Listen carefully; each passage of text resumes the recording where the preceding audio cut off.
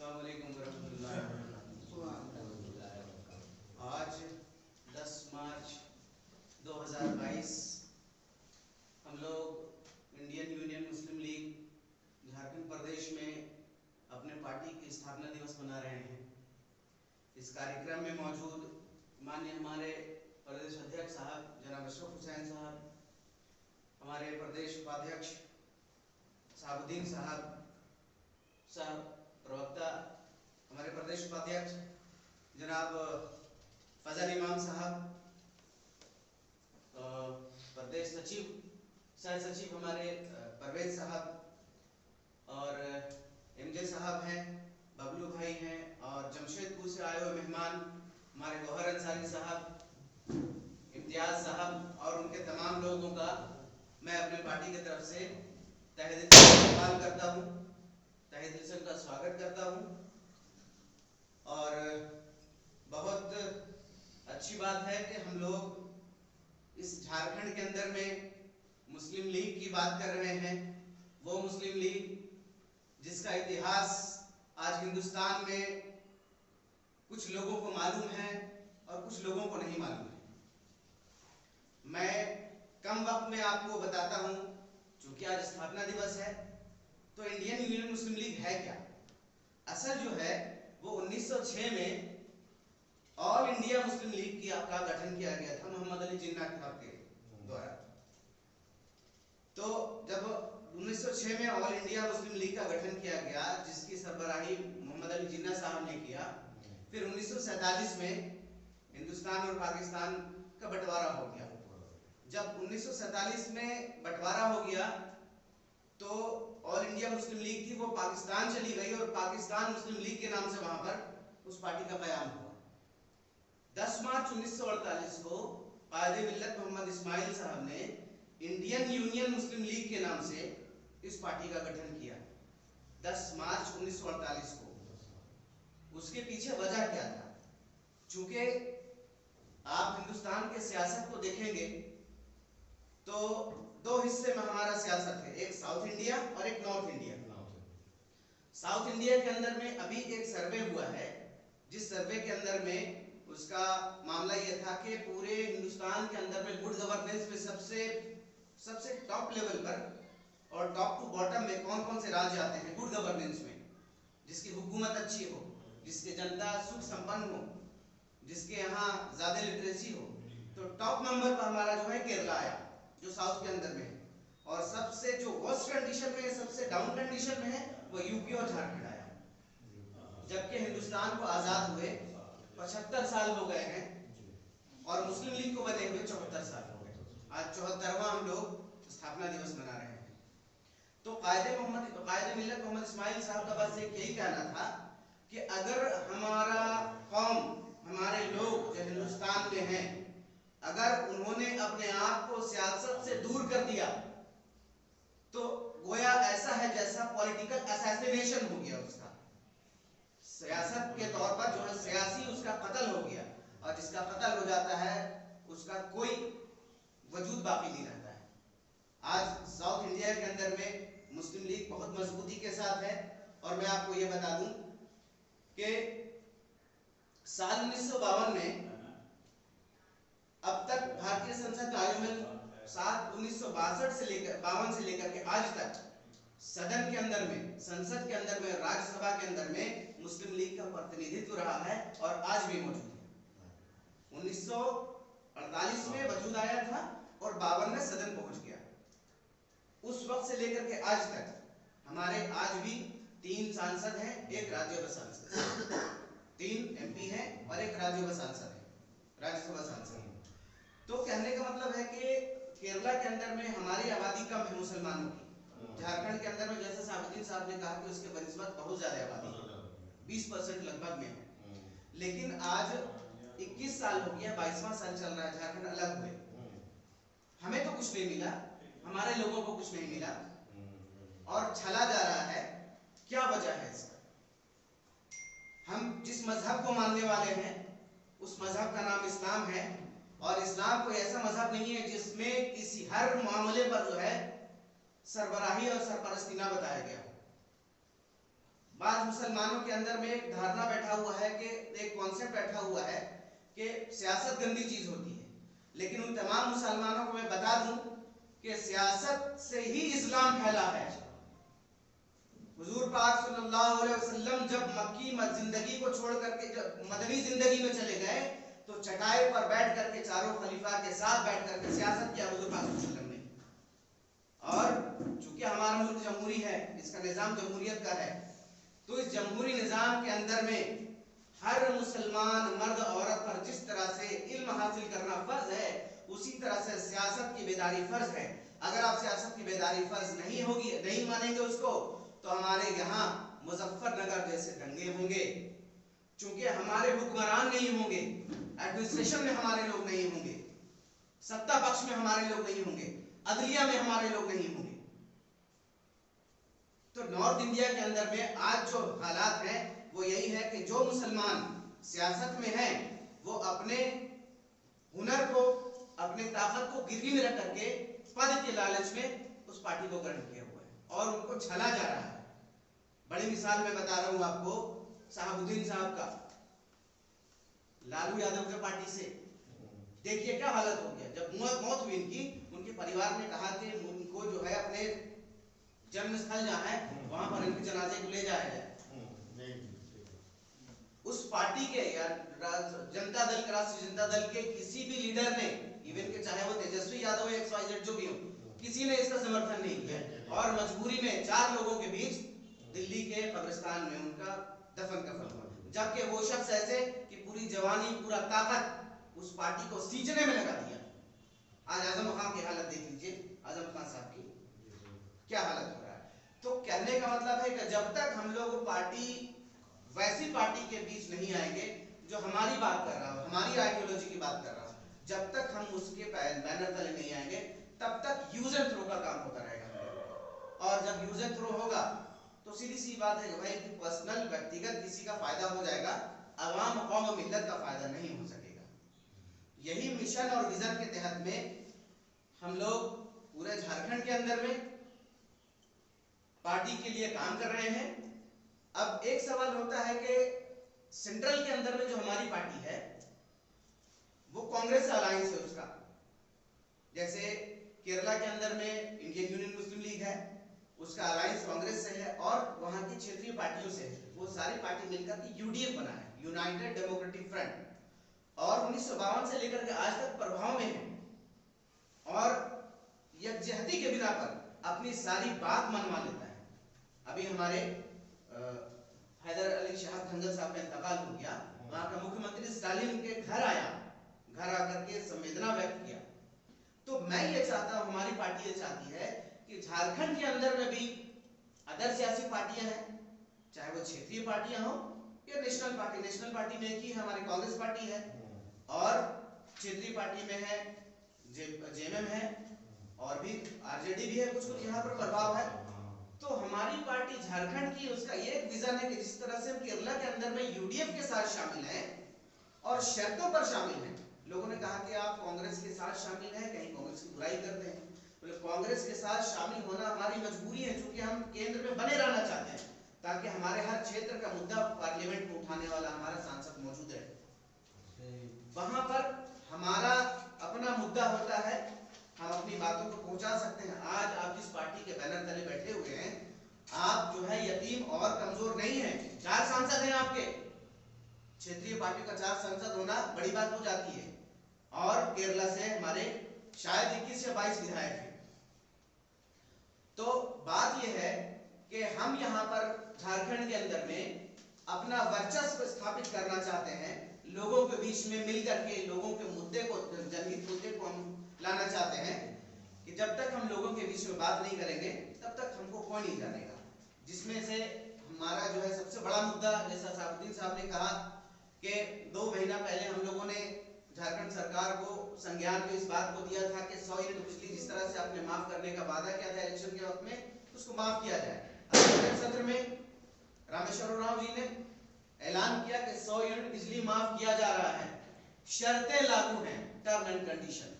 तो भाई आप टर्म एंड कंडीशन वाले मुख्यमंत्री तो नहीं हैं, आप तो सबके मुख्यमंत्री हैं।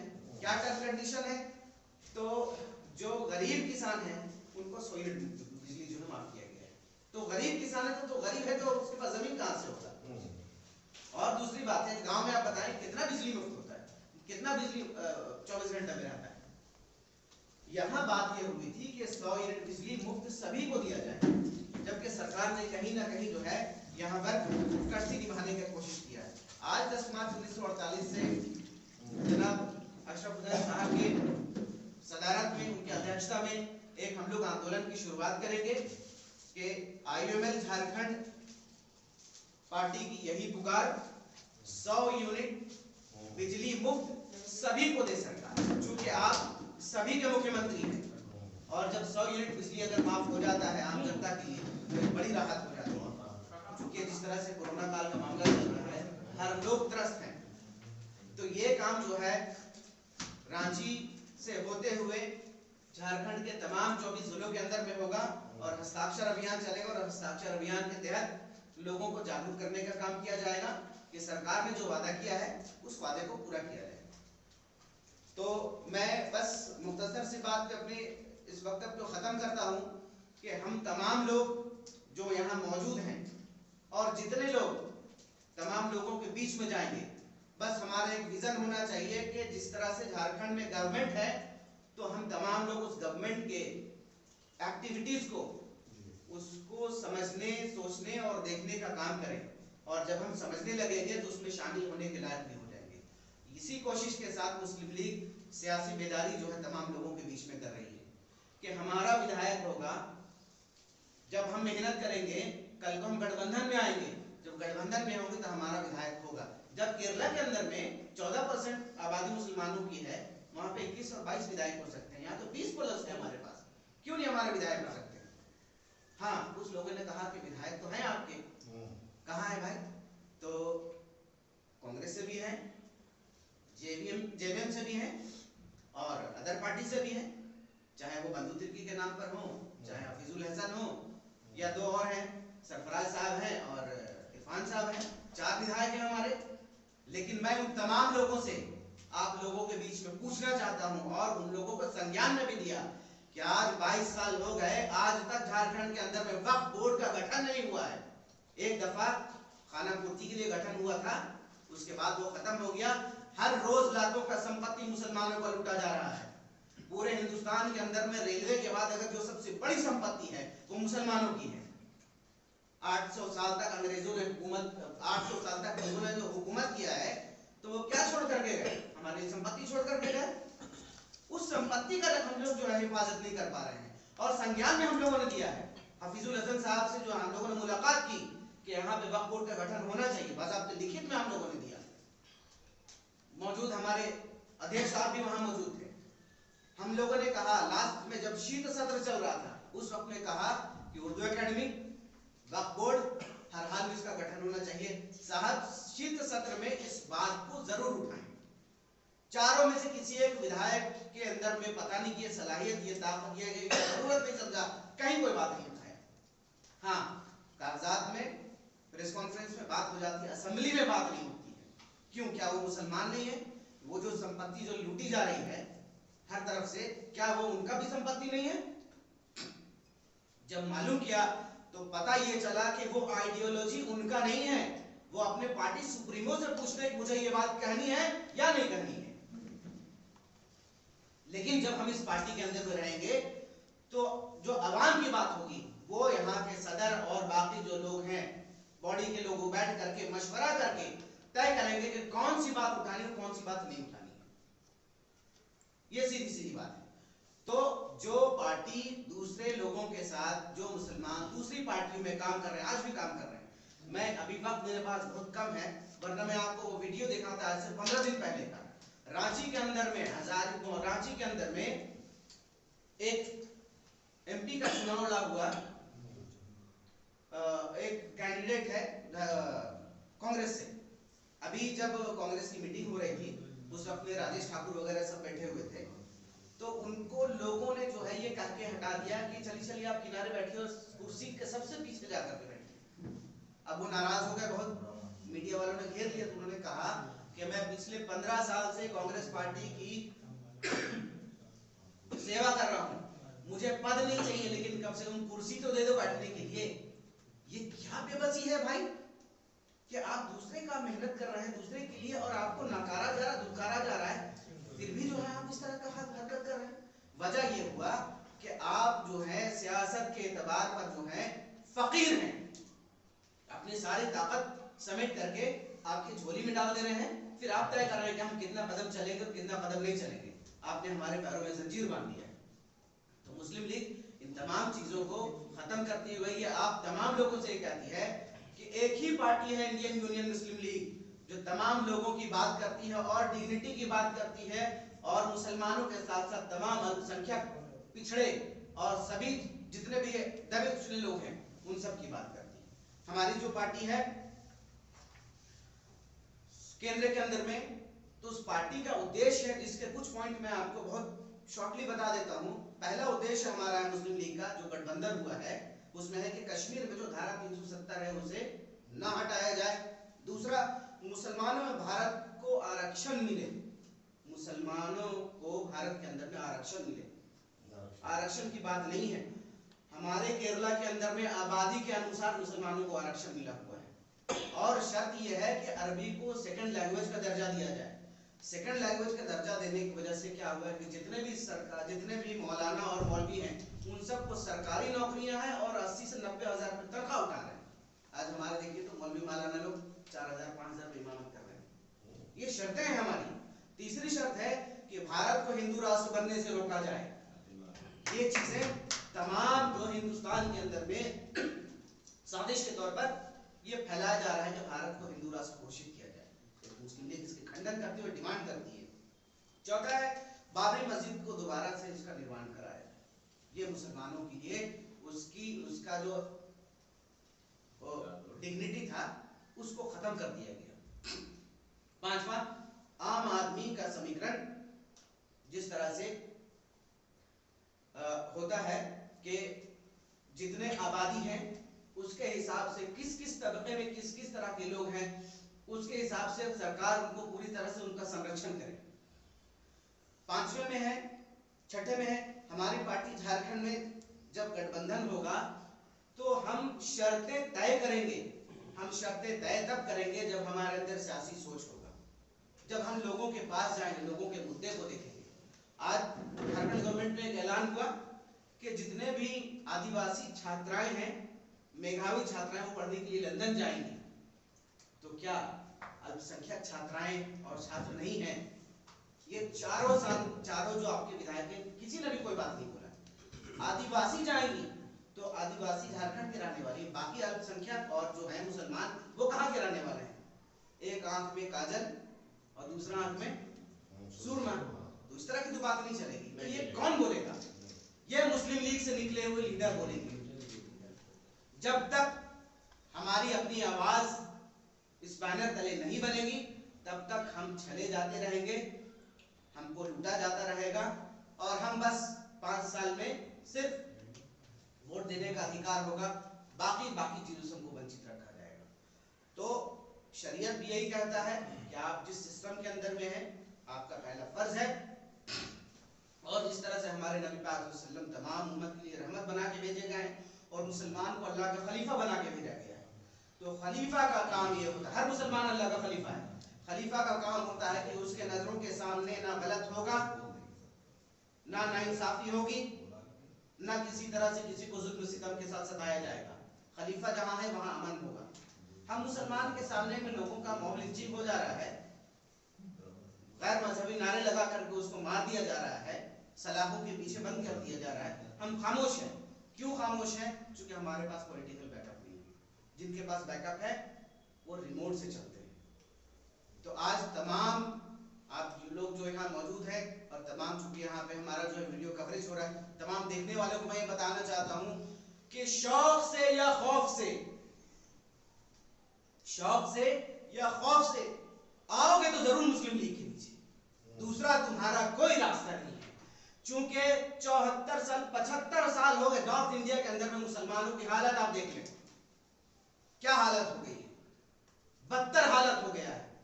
सर्वे जब कराया जाता है तो यूपी, बिहार, झारखंड को सबसे बदतर हालत में बनाया गया। क्या ऐसे दिन के लिए हमारा जो देश आजाद हुआ था? और जब अच्छे कंडीशन के लिए बताया जा रहा है तो जहां मुस्लिम लीग का शासनकाल चल रहा है वहां 6 लोग हैं। तो हम उसी पैटर्न को फॉलो करेंगे और इंशाल्लाह झारखंड के अंदर में हम लेकर के आएंगे। और हम लोगों का विजन है कि इस मजबूती से हम लोग काम कर लेंगे 2024 में, इस मजबूती के साथ रहें कि सरकार जो है गठबंधन के लिए खुद हम लोगों को जो है हम लोग दावत दें और हम अपनी मौजूदगी में ताकत के साथ गठबंधन में अपने विधायक और एमपीज के लिए